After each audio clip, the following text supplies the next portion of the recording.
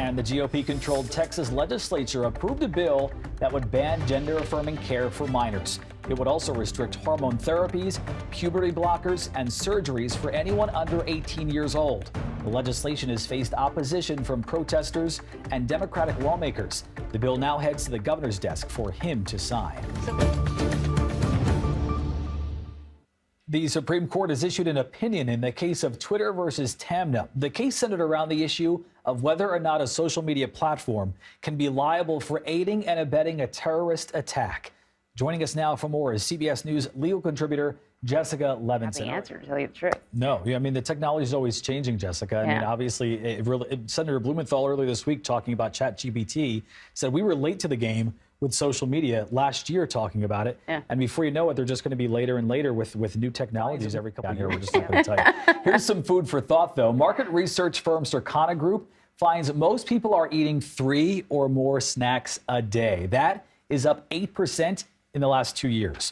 For more on this, we want to bring in Jessie Newman. She's a reporter for the Wall Street Journal covering food and agriculture. What a beat, Jessie. All right, so why are we seeing this surge in snacking? I need to up my game because honestly, I have the Costco size peanut M&Ms on my counter as we speak. So your mom and I are hand in hand, really? And literally. It's fistfuls? Fistfuls, but I guess I need a protein bar, obviously. Well, that's what doesn't matter. Some of them stick out to you, though, too, because you think of like a Kind bar. It's like, oh, that sounds so healthy, and it sounds so kind. Don't read the label. Really, I'm like, wait, is that really? But you're right. I mean, brand loyalty is a thing, right? I mean, people just grab for what they know. This on the Senate floor this week. The ChatGPT guy was there saying, look, this might take jobs, and now here we are with people selling books. So as more of these people do these get-rich-quick AI schemes, the more that they pop up and people just sign up and say, oh, I think I'll do that next. You know, what should people know before investing their time or money into these things? And we interpreted it more as overselling the capabilities of artificial intelligence. So we tried one of the popular ChatGPT business ideas, which is basically like writing children's stories, right? You give them a simple prompt and they write a story. And so the prompt that our producers gave was about 2 unicorns named Matt and Anne-Marie. There you go. They work for CBS News. One has crystal blue eyes. Don't know who.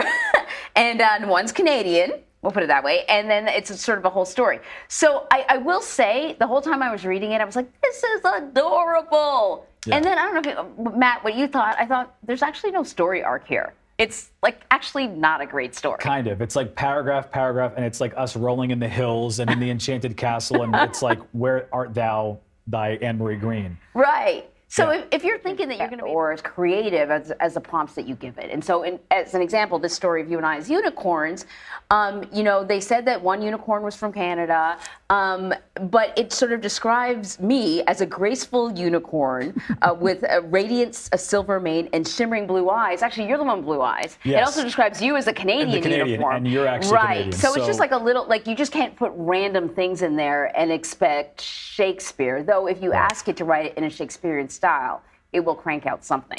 That's true. That'll do it here for now. I will see you again tomorrow at 7 Eastern for CBS News Mornings. Our colleagues Elaine Keano and Lana Zach take over after a short break. They will have more on President Biden's trip to Japan and the rush by lawmakers to reach a deal before a possible U.S. debt default. So keep it right here. You're streaming CBS News.